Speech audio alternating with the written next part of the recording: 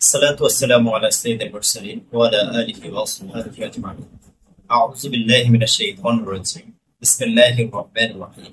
وجيء يومئذ بجهنم يومئذ يتذكر الإنسان وأنى له الذكرى يقول يا ليتني قدمت لحياتي. সাল্লাল্লাহু আলাইহি ওয়াসাল্লাম।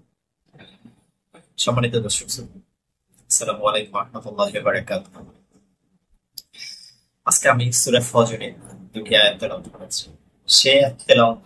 সেই আয়াত দুটিতে আল্লাহ রাব্বুল আলামিন আমাদের একটি চিত্র আমাদের সামনে তুলে ধরেছে, যে এখানে মানব জাতির সাইকোলজি নিয়ে কথা হচ্ছে।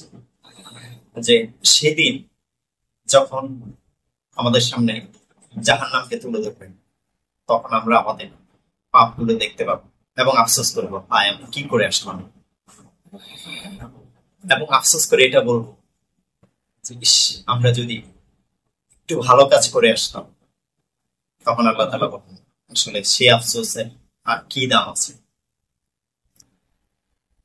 আমি এই আফসোসটা করার আগে একটি কথা বলতে চাই।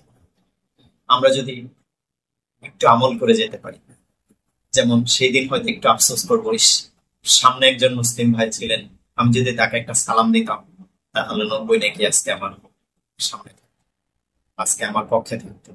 আমি যদি ওই মানুষটির সাথে একটু হাসি মুখে কথা বলতাম, হয়তো আজকে আমার আমল, নেক আমলের পাল্লাটা একটু হলেও ভারী থাকতো।